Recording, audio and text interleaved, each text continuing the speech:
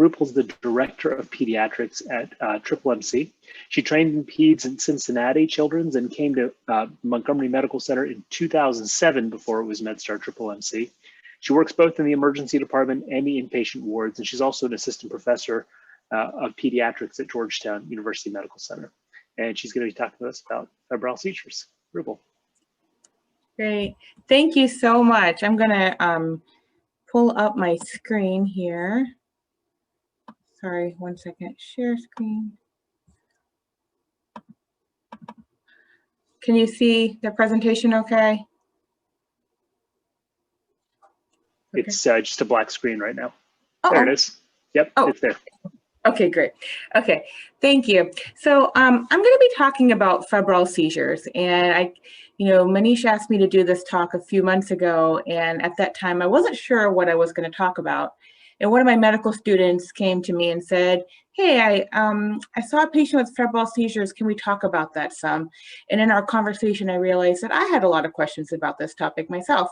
And so it prompted me to do a little bit of research myself, and hence this presentation that's coming from that. So one of the things about febrile seizures is it is absolutely terrifying as a parent to witness, and it's scary even for us to see as ER clinicians as well. And most of the time with febrile seizures, we're seeing the patient after they've already stopped seizing. So they stop seizing at home, and they're coming in here, and that's when we're seeing the patient. But kind of who needs a workup, what's the prognosis, what to tell parents, and where to go from there. So that's kind of what we're going to be talking about today. So febrile seizures are a really common neurologic disorder, occurring about 2 to 4% of the population with slight male predominance, and a really common reason to visit the emergency department. They account for about 1% of pediatric emergency department visits, and even a higher number in the urgent cares. They're generally benign, and they do recur in about 30 to 50% of patients. So we all kind of know the definition of this. Age is 6 months to 5 years. If you're outside of that age range, you cannot call it a febrile seizure. So majority are occurring kind of 12 to 18 month range. Usually they occur on day 1 of the illness, fever above 38 degrees Celsius, without signs of a CNS infection, without signs of a metabolic disorder. And if they've had a history of afebrile seizures in the past, a history of epilepsy, and even if they're having a seizure with fever now, it cannot be called a febrile seizure. So it's something else is going on. So febrile seizures go into 2 kind of categories: simple, complex. So the simple are generalized tonic-clonic seizures lasting less than 15 minutes, or some of the newer research is recommending more like lasting less than 10 minutes, not having more than 1 seizure episode in a 24-hour period. And these patients have a slight increased risk of epilepsy. The complex seizures, they are a seizure that have any focality. So even if it starts in one arm or one leg and then it progresses to a generalized tonic-clonic seizure, it is definitely still considered a complex seizure. Anything that's prolonged, anything that contains a Todd's paralysis, or if there's, and these seizures have an increased lifetime risk of epilepsy. So traditionally, at least what I was taught, is that it was the rise of the fever that caused the seizure. Newer research is saying it's actually the height of the fever. So kind of gone back and forth in the pediatric literature on this one. So the latest data is suggesting it's the fever height. So fevers that are getting up to 104 Fahrenheit are more likely to cause the seizure. So an infection that can cause a fever that gets up to 104, hence is going to more likely cause a patient to have a febrile seizure. Infants that are younger tend to have a lower seizure threshold. It's not that's because of a more sensitivity to electrolyte imbalances that can occur with that. So the causes, right?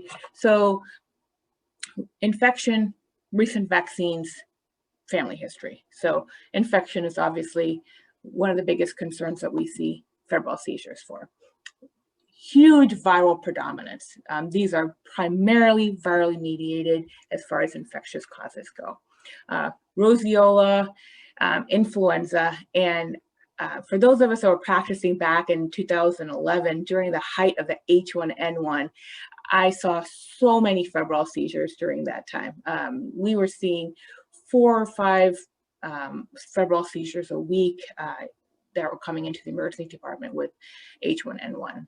So as they're talking about this next bird flu that may be coming out, I wonder if that's going to be causing febrile seizures as well. Adenovirus, parainfluenza, RSV, and of course, even COVID can cause it. So since I'm a pediatrician, I get to make a joke. So that's my corny joke for the day. So the next category is post-immunization febrile seizures. So you know, we're not going to be the ones that are going to give the immunizations, but we are going to see the patients after they've had the immunization and then they have the seizure. And this is very common. So DTaP, which is what we give here in the United States, causes a febrile seizure in about 1 out of every 14,000 kids. But if you do practice in another country, DTWP, so the without the acellular pertussis, so with pertussis 1, it causes 1 in 1750, so a higher number of febrile seizures with that. So I did a rotation in Honduras, and we definitely saw a lot of cases back then with the DTaP vaccine. The next one is the MMR vaccine. So when it's given at a older age, so 15, 16 months to 23 months, we see a higher predominance of febrile seizures, about 10 in 10,000. But when they give it at the more age-appropriate time, 12 to 15 months, you see about 4 in 10,000. So that's kind of one of the reasons that recommendation was given. So you're definitely going to see this after the MMR vaccine. This is first dose is given at 12 months. So as ER doctors, it's really important for us to be community partners with our pediatricians. And one of the things that you can just kind of try to set your pediatricians up for success for future is to go ahead and let the family know, I know it's scary, your kid had a febrile seizure, I totally understand that. Go ahead and let them know it's generally safe to receive subsequent vaccinations, and go ahead and set up that pediatrician for success for the next time. Also, let them know that it is not recommended to routinely give antipyretics pre or post immunizations in the future. It can actually blunt the immune response. And also that go ahead and let the family know it does not lead to any neurologic deficits. So if you set the pediatrician up for success, it's just going to be easier for everybody. So febrile seizures and genetics, there are some genetic conditions that do follow an autosomal dominant pattern. There is definitely a familial inheritance pattern among some types of febrile seizures. Of course, sometimes a febrile seizure can be the first seizure that will lead to an eventual diagnosis of epilepsy. So other risk factors, prenatal nicotine exposure, iron deficiency, allergic rhinitis, and asthma. So these are all things that can certainly increase the risk of febrile seizure as well. Okay, so what is really scary to us as ER doctors is continuous febrile status epilepticus. So this is when you have a patient who has a continuous or intermittent seizure that lasts for 30 minutes or longer. So one thing that definitely we see is a patient sees at home, they come into the emergency department, antipyretics weren't given yet, they come back to the room, bam, the patient starts seizing again. So it's a cumulative time of 30 minutes or longer that calls it febrile status epilepticus. And these are the patients that we definitely really need to worry about. These patients have an increased risk of encephalitis or bacterial meningitis. There was one small study that was done that was just only 24 patients. And so it was very low N. It did say that about 1 in 4 patients who were in febrile status epilepticus had an intracranial CNS infection. So these patients are ones that we really need to be worried about. Okay, so your differential, shaking, chills, CNS infection, or generalized epilepsy condition is what we need to be concerned about. So a lot of times the family will describe a seizure, but when you really kind of get into it and get more history, it's actually more likely to be shaking, chills, and not actually a seizure. So it is really important to get a good history and to actually talk with the person who saw the seizure itself. So sometimes that means getting on the phone and calling the brother or sister or somebody else who was at home who actually witnessed a seizure and saying, hey, can you describe it to me in a little bit more depth? Is it actually just shaking, chills? Was it actually seizure activity? Next important thing to do is to get a really good physical examination. Kids this age, they can be difficult to examine. Stranger anxiety is really prevalent, and it can be a really difficult exam to obtain. So I like to do my doorway exam. I sit back at the nurse's desk, watch them through the door, kind of see what they're doing. Are they playing on a parent's phone? They're kind of calm and relaxed. Or are they fussy and irritable? And that's going to be really useful before I even go into the room. That's the first thing I do. Sometimes I will do that for quite a few minutes, and that tells me a lot about what I need to do. Next, labs, CAT scan. And the most important question that we are all asking, who needs a lumbar puncture? So who gets a workup?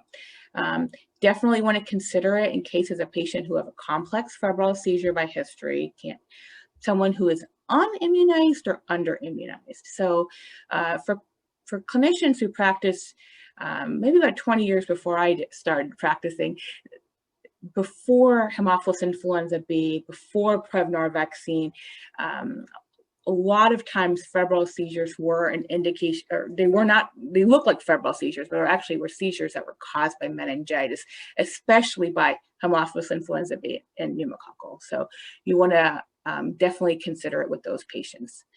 Patients who have an abnormal vitals, and the vital signs can be difficult to obtain in this age group. So you really want to see if you can get the patient calmed down and get vital signs on them. Meningismus, bulging fontanelle, lack of return to neurologic baseline, if they have apnea, if there's petechia, those sorts of things present. A simple febrile seizure does not increase the risk of a urinary tract infection, pneumonia, bacterial meningitis. So LP, you want to definitely consider this if there are concerns for intracranial infection, meningitis, if they're under-immunized. Also, like we mentioned earlier, the other thing is if they're already on antibiotics, because this can be like a pre-treated, partially treated meningitis. Also, you want to consider if it's on the second day of the illness, of the fever part, because usually the febrile seizure occurs on the first day. Definitely if they're having more concerning signs like apnea, and definitely if they're having febrile status epilepticus. So 25% of patients with meningitis are going to have seizures at the initial presentation, but all of these patients who have meningitis, who have seizures at the initial presentation, are going to have other meningeal signs, like we mentioned earlier. So there have been several really good studies that have been done on this. And the first one involved kids that were 6 to 18 months, so our febrile seizure age range. They did a study on 704 kids who had simple febrile seizures.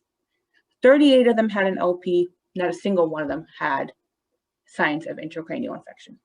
The second study that was done, 205 kids, this was done age 6 to 12 months, 30 of them had an LP, no signs of meningitis. The third study that was done, 526 kids. Now this study is a little bit more interesting because it involved complex febrile seizures. So these are the febrile seizures that have a higher risk of having some sort of intracranial infection. 64%, so a much higher number of patients had an LP that was done. Of those 64% of kids, so more than 250 kids had a lumbar puncture done. There are only 3 cases, 3, of meningitis. One of them had apnea. One of them had an altered mental status. And third one had a bulging fontanelle. So all 3 of those patients would have gotten an LP based on the exam findings and other history findings alone. So other labs, CBC, electrolytes, blood glucose, these all generally have a low yield. A blood culture, C-reactive protein, urinalysis and urine culture, these are more likely if you need to focus on the cause of the fever, if there's something else that you think could be going on, the patient is not back to the neurologic baseline. Hyponatremia is pretty common with complex febrile seizures. Occurs in about 50% of patients who have a complex febrile seizure. That being said, this can be treated with oral hydration. My favorite lab test, though, is a respiratory viral panel. This is a test that we didn't have access to until the start of COVID, and that had a quick turnaround. And we recently got, and it is great because with this, I can test somebody, get a positive adenovirus or rhinovirus, be able to quickly diagnose it, and give reassurance to myself and to the family as well. Okay, imaging studies. It's not necessary for simple febrile seizures at all. For complex febrile seizures, again, only if they're having abnormal neurologic exam or signs of increased intracranial pressure. Outpatient MRI may need to order it if there's a patient who's also having signs of developmental delay with it. And there's no utility whatsoever to skull films. Okay. EEG, I know we're not doing these in the ER, but it's not needed at all for simple febrile seizures. You can consider it for complex seizures, and you definitely want to do it for febrile status epilepticus. So you definitely, if you have a patient who has febrile status epilepticus, want to get the patient to a pediatric neurologist who can do the EEG within the first 24 hours to try to find out if there is a seizure focus. So 25% of patients who have an abnormal EEG finding after a febrile seizure do end up developing epilepsy. Interesting, the converse is also true. 75% of patients who have an abnormal EEG finding do not develop epilepsy. So just because you have an abnormal EEG finding definitely does not mean that you are going to have a feature that has epilepsy in it. Outpatient neurology referrals. If you have a patient who's having a first-time simple febrile seizure, resolved to baseline, they're doing great, don't have to necessarily do this. But you want to consider it for recurrent febrile seizures, complex febrile seizures, family history, as we discussed earlier, or if there's any parental or family concern. I have been really impressed with our Georgetown neurology doctors. They've been really great, and they've been really great at getting patients in rapidly and explaining things really well. So our local neurology experts have been wonderful. So I'll put in a small plug for our pediatric consult service. Us pediatricians like me here at MedStar Montgomery do have a pediatric consult service through MAC3. And if you have questions, you can call us.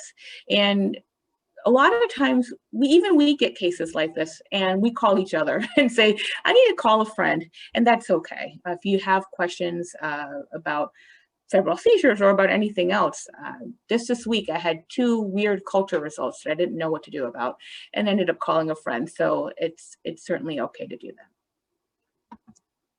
Okay, ER treatments. So first treatment is going to be antipyretics with ibuprofen, acetaminophen. If they're continuing to seize, you want to definitely consider benzodiazepines.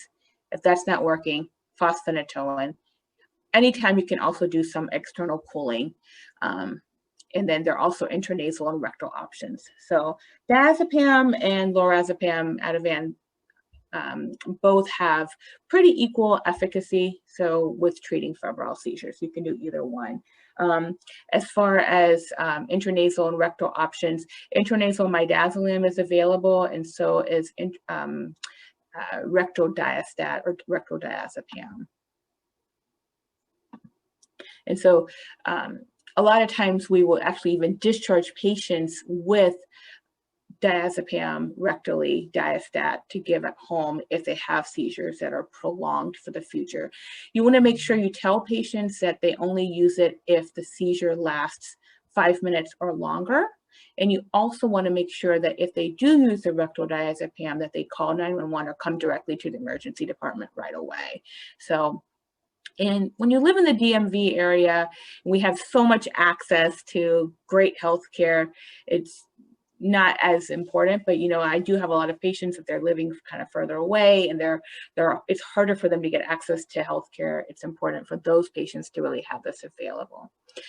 This is an atomizer to give intranasal Versed. So there are not a lot of great studies on intranasal. There's a lot better studies on buccal Versed usage instead, but these are other options on what to give. So this atomizer, you attach this onto the end, and then it helps the Versed be absorbed intranasally.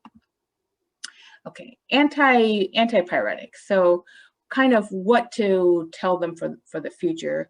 There have been some recent studies that one that just came out of Japan like about 2 years ago, and it says that during the same febrile episode, it can reduce the risk of having another febrile seizure, but it doesn't really work during the next infectious febrile episode to pre-treat with Tylenol before they even have a fever. So you can go ahead and give the recommendation that during that same febrile episode, after you see them in the ER, go ahead and consistently dose your Tylenol every 4 hours, your ibuprofen every 6 hours at home. Before the patient goes home, I do always write down for them the ibuprofen or acetaminophen dosing. When you look at the back of these bottles, they are frequently age-based and not weight-based. So I write down the weight-based dosing for patients and also the time that we gave the medication. Prognosis, there's no neurologic sequelae. There's a slight increased risk of epilepsy. There's no risk of temporal lobe epilepsy. There have been some reports of febrile status epilepticus leading to sudden unexpected death in epilepsy. So of course, these patients we need to be monitoring closely. When can they go home? When they're back to their normal cognitive baseline. They have great outpatient follow-up, parental comfort, they're hydrated, and you've given appropriate reassurance. Reoccurrence, about 1/3 have a lifetime reoccurrence. But if you have these 4 risk factors, of having it at a younger onset, a family history, a lower degree of fever that caused a febrile seizure, or shorter duration between the onset of the fever and seizure, you have about a 70% risk of having a febrile seizure again. If you have just one of these risk factors, you have about a 20% risk of having it again. The longer your episode, more likely you are to have a recurrence. So thank you all for listening, and thank you MEP for arranging this opportunity. You know, our group joined MEP back in September, and I have been sincerely really appreciative of all the educational opportunities that you guys have set up for us. This has been really wonderful, and for including us in all this. And thank you, Manish, for inviting me to present and helping me so much with all the slides. Are there any questions?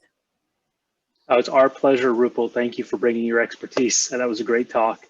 I see a question in the chat about phenobarb. And Dan, if you're available, I'm not sure if your question is about home use or if it was about use in ED.